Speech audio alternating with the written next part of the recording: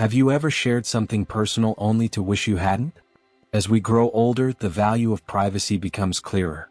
Wisdom teaches us not only what to say but when silence serves us better. After 70, the things we share can carry unexpected consequences. What feels like a simple conversation may later bring stress, misunderstanding, or even unwanted vulnerability. That's why today we're exploring 10 things you should never feel pressured to share at this stage of life. Not because you have anything to hide, but because your peace and dignity matter more than ever. These aren't secrets born of shame.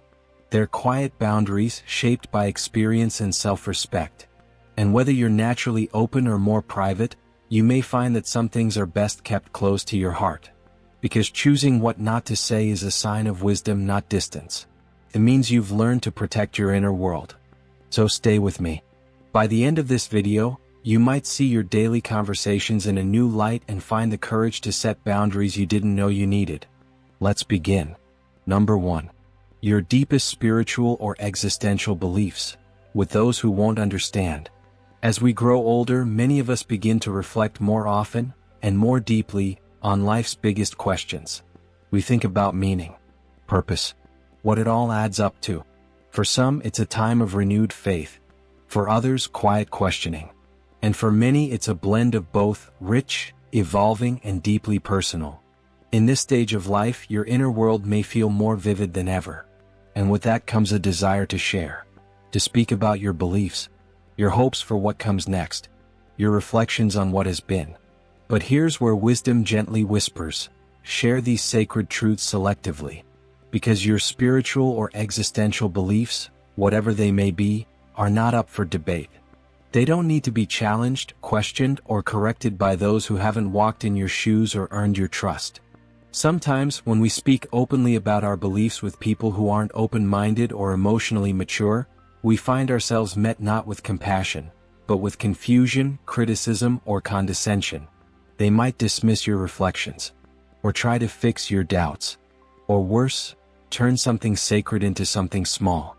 And that kind of response can leave you feeling more alone than you were before. That's why many wise elders choose to protect this part of themselves, not from fear but from discernment. They share their inner thoughts only with those who can hold them gently, a spiritual guide, a like-minded friend, or a circle of shared belief. Others may choose to express their truth through writing, prayer, art, or quiet presence. And that's more than enough. You don't have to explain your beliefs to everyone. You don't have to defend your wonderings or prove your peace. What you believe about life, death, love, the soul, is yours. It's the result of a lifetime of seeking, suffering, celebrating, and surviving. And that deserves reverence. Number 2. Your will or inheritance plans, with non-legal parties. There's something profoundly personal, and often deeply emotional, about how we choose to leave things behind. By the time we reach our 70s, many of us have begun to think more seriously about our legacy, our will, our home, our belongings, and how they will be passed on. It's a natural and necessary part of aging with intention. But here's something that wise elders often come to understand. Unless someone is directly involved in the legal process, it's usually best to keep the details of your inheritance plans private. Why? Because once you start sharing who gets what, how much, and when, you open a door that can be hard to close.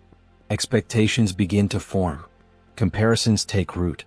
Even among loving families, even when hearts are in the right place, the topic of inheritance can stir up emotion in ways nothing else quite does. You may hear things like, "Why did she get more? I thought that was meant for me. He always was the favorite." And sometimes, just the act of discussing it can unintentionally plant seeds of resentment or entitlement.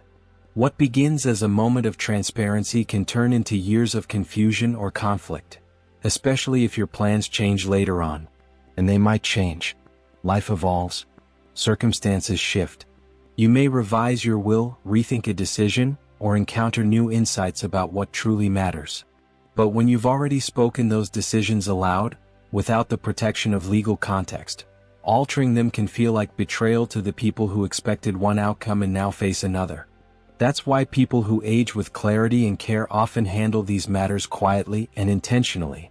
They work with a qualified attorney. They choose an executor who is both capable and trustworthy. They document their wishes fully, legally, and clearly. And they limit casual conversations that can lead to confusion or conflict later on. This is not secrecy. It is stewardship.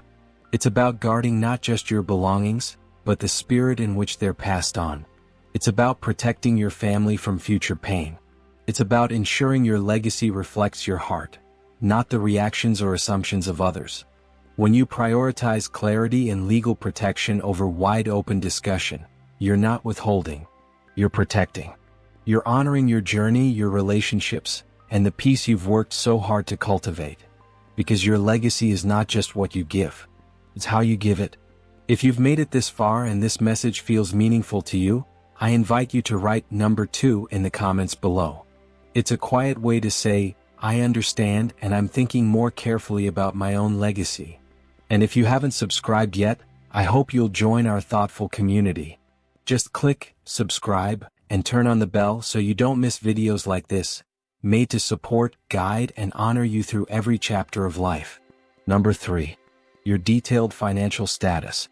One of the most important things to protect as we grow older, especially after 70, is your financial information. Not just from strangers, but sometimes from those we love and trust the most. It might seem harmless to chat openly about your retirement savings, the value of your home, or what your pension provides each month. These conversations can start casually, around the dinner table, during a phone call, or in moments of connection with children or friends who simply seem curious. But once that information leaves your lips, you can't always control where it travels next, or how it will be used. You see, something subtle happens when others know what you have. Even the kindest people may begin to view you, and your resources, a little differently. Boundaries that were once clear can start to blur. You may feel pressure to help out more often, or to participate in financial decisions or investments that don't serve your well-being. And the pressure doesn't always come with bad intentions. Sometimes it's the weight of unspoken expectations, or the assumption that you're doing fine so you won't mind. But the reality is more complex. Financial exploitation of older adults is a growing concern. Scams are becoming more sophisticated, and sadly, not all threats come from the outside. There are times when those closest to us, family, caregivers, even old friends, can misuse the information we offer too freely. That's why discernment is so vital. This isn't about secrecy. It's about stewardship. It's about understanding that your financial life is deeply personal and deserves to be safeguarded with intention. So who should you share with? Only those who truly need to know. A trusted financial advisor, a legal spouse or partner, perhaps one carefully chosen family member or executor, someone who respects your wishes and understands confidentiality. But beyond that, distant relatives, overly curious neighbors, casual friends, no matter how friendly or well-meaning, don't need access to the intimate details of your financial world. People who age with grace and wisdom often treat financial discussions much like their health records. Private, personal, and shared only when truly necessary. Not because there's anything to hide, but because they know that peace of mind is worth protecting. And in doing so, they stay in charge of their choices. They preserve their independence. And they remind others, gently but firmly, that respect includes respecting boundaries. Because ultimately, your money is not just numbers, it's part of the legacy you've built. And that legacy deserves your careful protection. Number 4. Your private regrets or past mistakes. By the time we reach our 70s, we've lived through a lifetime of choices. Some we're proud of and others we might carry a bit more quietly. Everyone has chapters they'd rather not read out loud. It's simply part of being human. But as we grow older, there's a deeper awareness of what we revisit, and why. Regret is a strange companion. When spoken aloud in the right setting, it can be part of healing. But when shared too freely or in the wrong company, it can stir up more pain than peace. Speaking about past mistakes, choices not taken, chances missed, relationships that ended with hurt, opens a tender place in the soul. And if that vulnerability is met with judgment, disinterest, or even just a lack of care, it can leave you feeling more exposed than comforted. You might notice it shifts how people view you. Suddenly, you're no longer seen as the strong, wise individual you are today, but as someone defined by an old version of themselves. That's a heavy weight to carry, especially when all you wanted was to be heard, not labeled. And here's the truth: you are not your past. You are not the sum of your missteps, nor the echoes of decisions you wish you'd made differently. You are the person who kept going, who kept growing. There's quiet wisdom in knowing which parts of your story are meant to be shared, and which are meant to be tended to in sacred, trusted spaces. That might be with a therapist, a spiritual guide, or a friend who's walked beside you for decades and knows your heart by heart. With others, a gentle sentence can hold more strength than an entire confession. There are things I've learned the hard way, and that's more than enough. Because peace in this season of life doesn't come from retelling every painful detail. It comes from perspective. From knowing that your past shaped you, but it does not own you. That your mistakes may explain a few things, but they do not define you. People who age with grace often carry their pasts lightly, not because they've forgotten, but because they've forgiven. They've made peace with their own journey. And they've learned that not every story is meant for every audience. Some truths are yours to honor in silence.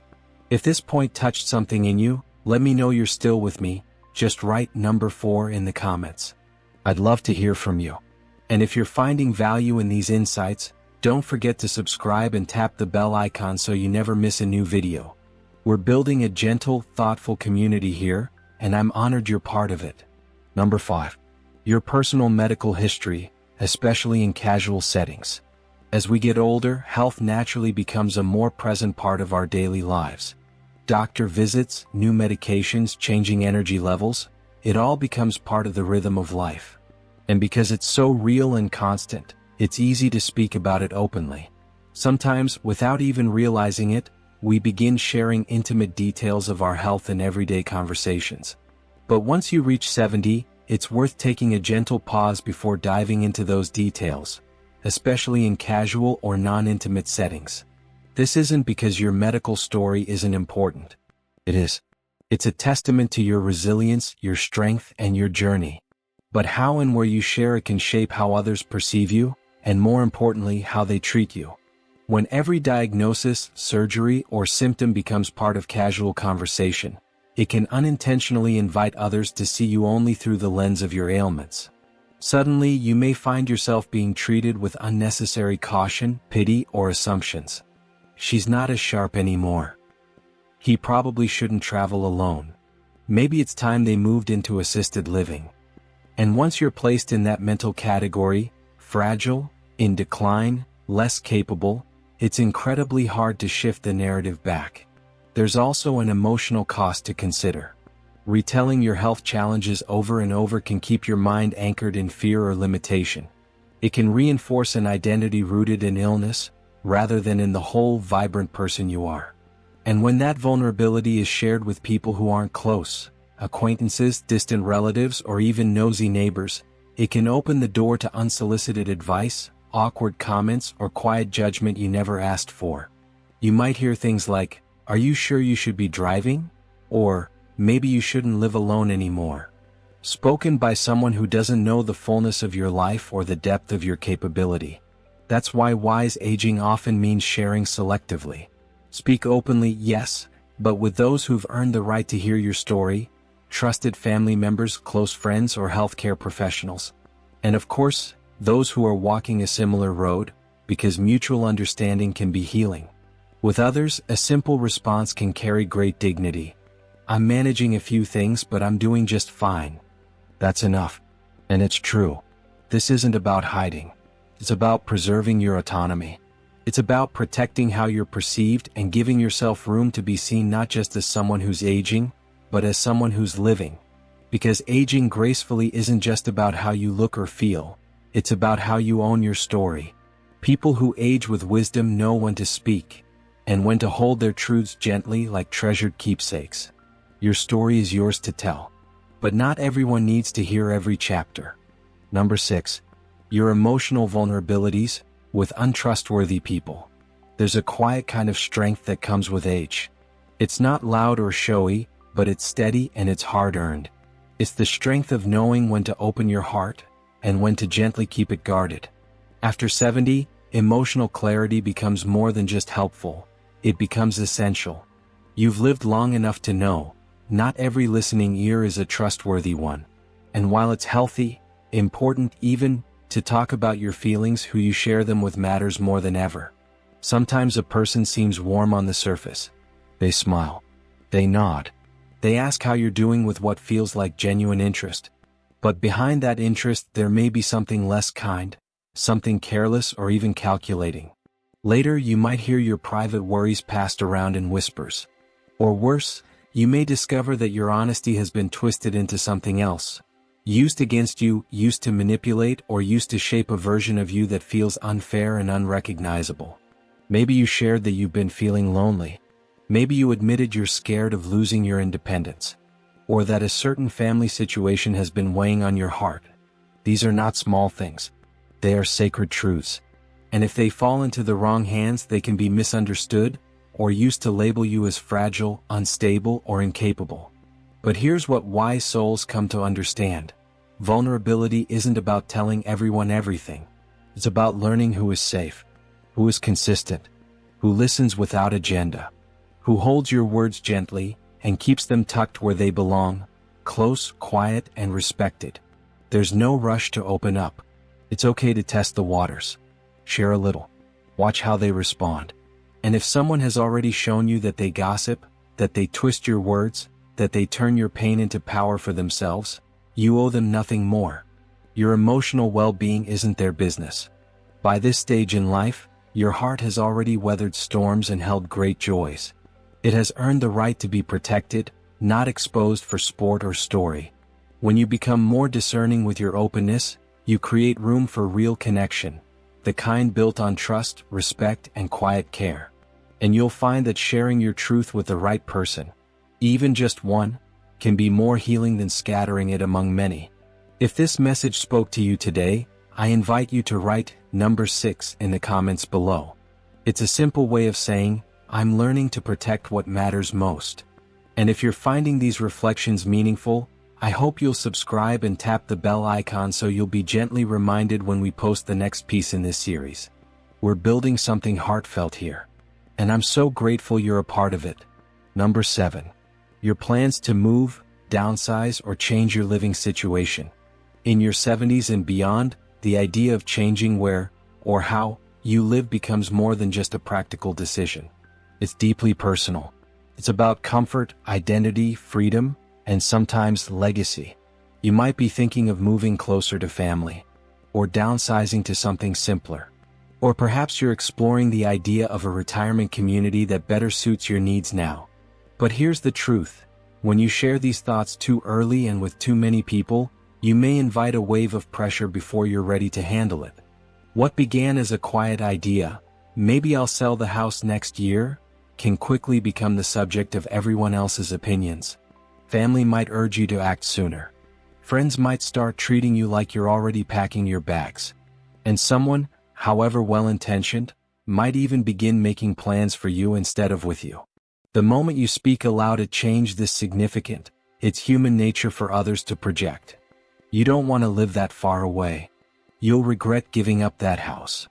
Why don't you just move in with us? Are they trying to help? Often yes. Are their voices always helpful? Not necessarily. Because when you're still in the process of weighing your options, that external noise can cloud your clarity. It can turn thoughtful consideration into second-guessing, and reflection into resistance. That's why many people who age with intention choose to hold these kinds of decisions close at first. They reflect quietly. They journal. They pray. They speak with one or two trusted confidants, those who listen without agenda, without rushing. And only when they've reached a place of peace and certainty, then they share. Because announcing too soon can turn a personal journey into a public negotiation. And the more voices you let in too early, the more difficult it becomes to hear your own. But when you keep your plans protected until you're ready, you preserve something precious. Your right to move forward in your own time. On your own terms. You don't owe anyone early access to your process. When the moment is right, you'll invite the right people in. And those who love you the most will honor your timing and your privacy as you choose the next chapter of your life. Number 8. Your relationship issues with your spouse or partner. Every relationship, no matter how strong or enduring, goes through seasons of challenge. After decades together, it's only natural that moments of frustration, disagreement, or old emotional bruises will occasionally rise to the surface. But something shifts once you enter your 70s. You begin to realize that one of the kindest things you can do, for yourself and for your partner, is to protect the sacred space of your relationship. That means choosing carefully who you speak to about your private struggles. It can feel relieving, even necessary, to vent. To share with a neighbor, a friend, or even an adult child that you've been feeling unheard, or that a certain habit continues to wear on you. But here's what often follows. The listener forms an opinion. And once that opinion takes root, it rarely disappears. Even if you and your partner work through the issue and find your way back to harmony, the people you confided in may still hold on to that one moment of discontent. They may begin to view your spouse through a distorted lens, one shaped by a single snapshot rather than the full picture. They might offer advice you didn't ask for. They might take sides. And in doing so, they may unintentionally put even more strain on a relationship you've spent a lifetime building. But there's another layer too, the emotional effect on you. Retelling your frustrations again and again can entrench them. The more you talk about what's wrong without resolution, the more that version of the story solidifies. It can keep you stuck in the problem rather than helping you move toward peace. Wise couples who endure over time understand this. They don't avoid the hard conversations, they just choose to have them with the right person. Sometimes that's a therapist. Sometimes it's a trusted, neutral advisor. But most often it's with each other, face to face, heart to heart. Because some conversations are not meant for casual company. They're meant for the quiet space where healing can begin. This doesn't mean hiding pain or pretending everything is perfect. It means recognizing that your relationship deserves privacy, dignity, and protection. Not secrecy, but sacredness. Just because you're upset in the moment doesn't mean the world needs to know. And choosing not to share with outsiders doesn't make your feelings less valid. It makes your love more resilient. So yes, speak up when something needs to change. But speak wisely.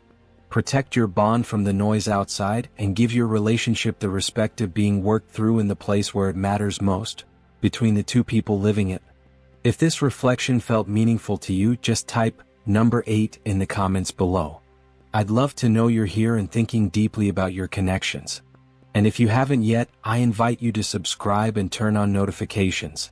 Your support helps us continue creating gentle, thoughtful content, made to uplift, inform, and inspire you on this journey through later life.